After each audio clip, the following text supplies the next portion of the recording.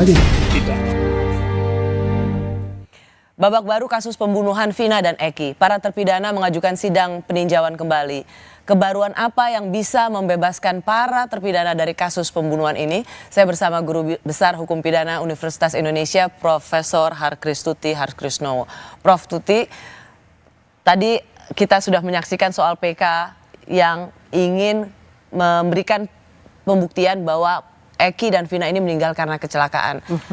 Rasanya kata kecelakaan ini sesuatu yang berulang karena sebelumnya di awal penyelidikan dibilang kecelakaan, tetapi ada ayah korban Eki, Pak Rudiana, yang melihat ini ada kejanggalan, maka jadilah kemudian ini sebagai sebuah pembunuhan dan divonis. Tapi kemudian ada PK, harusnya PK itu dalam ekspektasi publik adalah mencari siapa aktor utama yang dianggap belum tertangkap. Tetapi bukan kembali lagi kepada kasus lama, yaitu soal kecelakaan.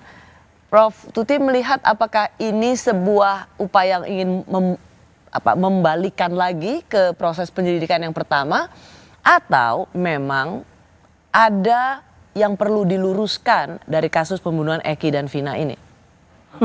Kayaknya tidak mudah menjawabnya dengan satu jawaban. Karena kalau kita lihat dalam PK itu yang dibutuhkan adalah novum. Sesuatu yang baru, yang tidak diketahui sebelumnya oleh pengadilan. Sehingga ini layak untuk bisa membebaskan terdakwa, kira-kira gitu ya. Nah, tapi dalam hal ini kan sesuatu yang sudah diputuskan oleh pengadilan sebagai pembunuhan, itu berawal dari kecurigaan polisi tadi ya, bahwa itu suatu kecelakaan. Masalahnya adalah waktu itu dianggap kecelakaan, tidak ada penyidikan. Harusnya kan kalau memang itu diduga ada kecelakaan, ada penyidikan, tapi ternyata tidak ada, sehingga memang sama sekali tidak ada bukti bahwa itu adalah suatu accident, suatu kecelakaan. Ini yang menyulitkan. Apalagi kemudian diputus bahwa itu adalah pembunuhan. Sehingga ketika Sakatata kuasa hukumnya kembali mengatakan bahwa ini adalah suatu kecelakaan, buat saya itu bukan sesuatu yang mudah untuk dibuktikan. Karena alat-alat buktinya tuh hampir tidak ada, ya, karena pada saat itu walaupun polisi awalnya mengatakan kecelakaan, tapi tidak ada proses penyidikan.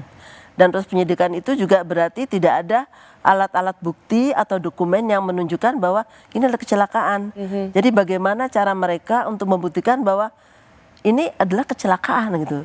Itu adalah suatu kesulitan yang luar biasa. Itu. Dan ada dua jagoan Bareskrim. Kenapa saya bilang dua jagoan Bareskrim? Karena dua kepala Badan Reskrim memberikan argumentasi yang berbeda. Satu, Pak Susno Duaji menjadi saksi ahli juga dalam PK, tetapi kemudian ada pandangan lain dari Kabar Reskrim Komjen Arief Sulistianto. Kita dengarkan bersama. Mereka tentukan kecelakaan lalu lintas. Itu udah benar menurut saya. Dan saya melihat foto-foto yang ada, kemudian saya melihat dan membaca berkas yang ada untuk pembunuhan di Cirebon yang sudah mempunyai kekuatan hukum tetap, saya tidak melihat itu ada peristiwanya. Seperti contohnya, dia bukan pembunuhan, kecelakaan. Ada nggak buktinya bahwa itu adalah kecelakaan tunggal, gitu. Tidak boleh kita menyebabkan penyebab kematiannya kecelakaan tunggal. Penyebab kematian itu seperti yang dikatakan di dalam visum ad petum. Yang harus dibuktikan adalah kebenaran peristiwanya. Dari dua pandangan ini, Prof. Tuti ada di sisi yang mana? Itu? Saya harus mengatakan bahwa memang tidak mudah untuk mengatakan bahwa inilah kecelakaan. Karena memang tidak ada proses untuk pembuktian bahwa itu kecelakaan kan. Walaupun di awalnya dikatakan kecelakaan, tapi tidak ada proses pembuktiannya, sehingga bagaimana kita mengatakan dari kecelakaan. Dan buat saya melihat foto itu agak susah untuk membuktikan bahwa ternyata kematiannya disebabkan karena X. Tapi saya catatan juga karena ada otopsi. Sorry Prof. Meskipun mantan kepala Bareskrim Pak Susno Duaji mengatakan, saya melihat foto-foto yang ada, kemudian saya melihat dan membaca berkas yang ada untuk pembunuhan di Cirebon yang sudah mempunyai kekuatan hukum tetap. Saya tidak melihat itu ada peristiwanya. Jadi dengan gampang atau dengan mudah sekali seorang Kabar Reskrim, misalnya sekelas Pak Susno Duaji, melihat bahwa ini kecelakaan. Iya, ya buat saya harusnya agak lebih teliti lagi ya, hanya dengan membaca berkas karena kita tidak tahu apakah di berkas itu memang ada isu kecelakaan. Ya, dan buku dari foto-foto tadi seperti apa fotonya? Karena tidak tadi ada otopsi, sedangkan otopsi ini mengatakan ini adalah karena kematian tidak wajar dan itu bisa apa saja gitu ya. Tapi tidak berarti itu kemudian disebabkan kecelakaan, walau kita nggak tahu juga itu pembunuhan juga gitu kan. Dan disinilah memang ruwetnya menjadi Betul semakin sekali. kompleks. Ya, sangat-sangat kompleks. Kalau begitu Prof. Tuti, kalau misalnya melihat, kalau kita melihat kronologisnya, berdasarkan dari film sebenarnya, peristiwa ini sudah 6 tahun yang lalu. Masih menyisakan pelaku utama, keluarga korban yang bernama Vina, ini masih merasa ada pelaku utama yang belum tertangkap. Apalagi kemudian itu mendapat perhatian publik dari sebuah film. Vina setelah 7 hari. Polisi langsung bergerak cepat dan kemudian satu orang yang dianggap buron atau DPO itu adalah Peggy Peron yang kemudian dibebaskan, tidak menjadi tersangka. Harapan keluarga korban adalah tentu mencari siapa pembunuh yang masih dianggap sebagai aktor utama. Bukan kembali ke kasus awal kecelakaan. Tapi pertanyaan saya, Prof. Tuti, kalau misalnya memang tidak dapat dibuktikan itu kecelakaan, tapi bukankah kasus ini masih menyisakan pertanyaan? Siapa pelaku utama? Siapa yang ikut dalam pembunuhan itu dan menjadi bagian dari pemerkosaan ramai-ramai. Jadi sebenarnya apapun yang terjadi di PK ini ada masalah utama yang belum terjawab. Betul. Dan itu adalah mencari jawabannya ada sesuatu yang sangat sulit menurut saya ya. Karena sekali lagi dalam hukum pidana itu kan proses pembuktian itu adalah berdasarkan kebenaran material. Jadi statement-statement saja kan tidak mungkin bisa menjadi alat bukti di situ. Nah, disinilah yang kemudian membuat kedua pihak itu mengalami kesulitan tertentu karena harus membuktikan ya. Nah, kalaupun apapun yang terjadi dengan putusannya, tapi kan itu menurut pendapat saya tidak akan bisa membuka tabir. What happened? Who killed Vina dan Eki? Itu saya kira itu susah sekali untuk memperoleh jawaban semacam itu. Bahkan seorang Prof. Tuti melihat bahwa sungguh seperti mencari jarum di tumpuan jerami. Betul. Untuk benar-benar mencari keadilan siapa sebenarnya yang melakukan pembunuhan dan ikut terlibat dalam pemerkosaan beramai-ramai pada Vina. Itu kecil sekali bisa ada peluang itu. Menurut saya ya. Apakah ini Prof. Tuti melihat bagian dari peradilan sesat? Saya bisa mengatakan cepat iya gitu ya, karena pengabaian yang saya lihat adalah proses pembuktian terutama di tingkat pengadilan ya.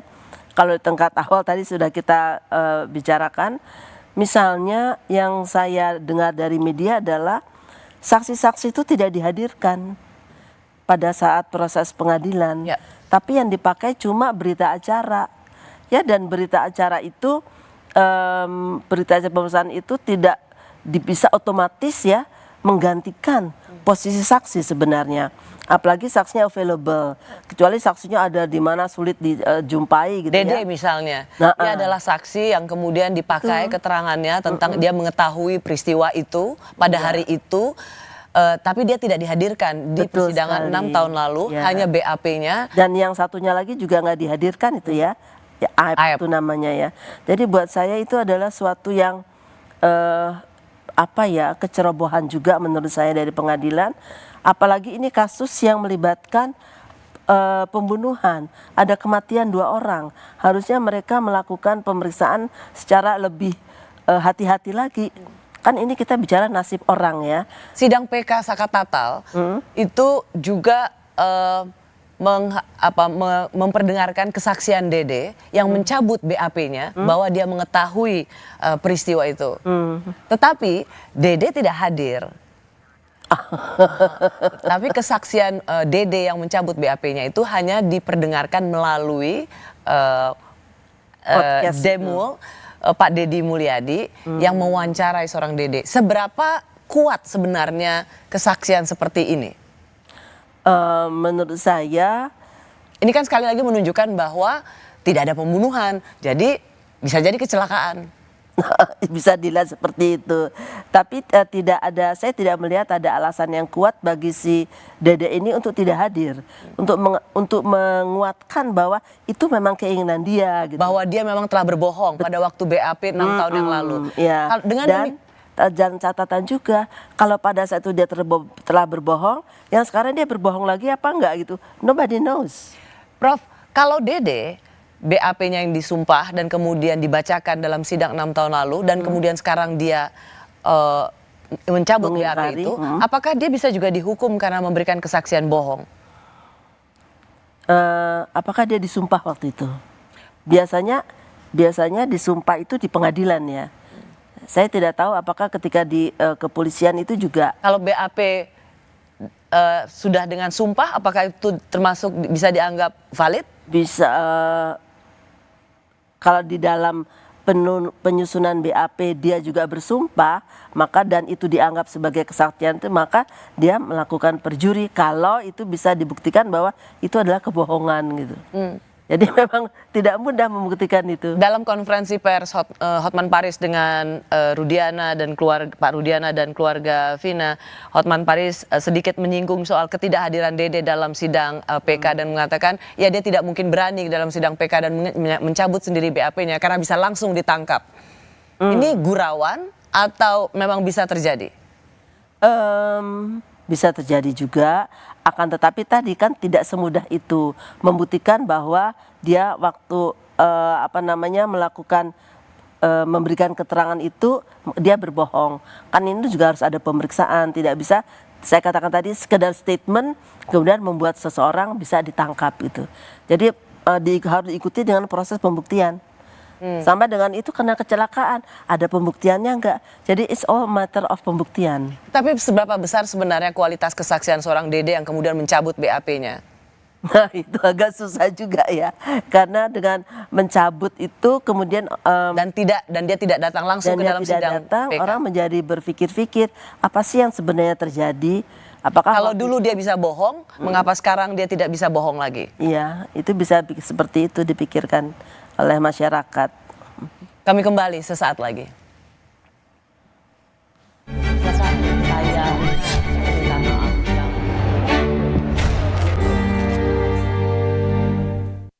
Pembunuhan di Cirebon.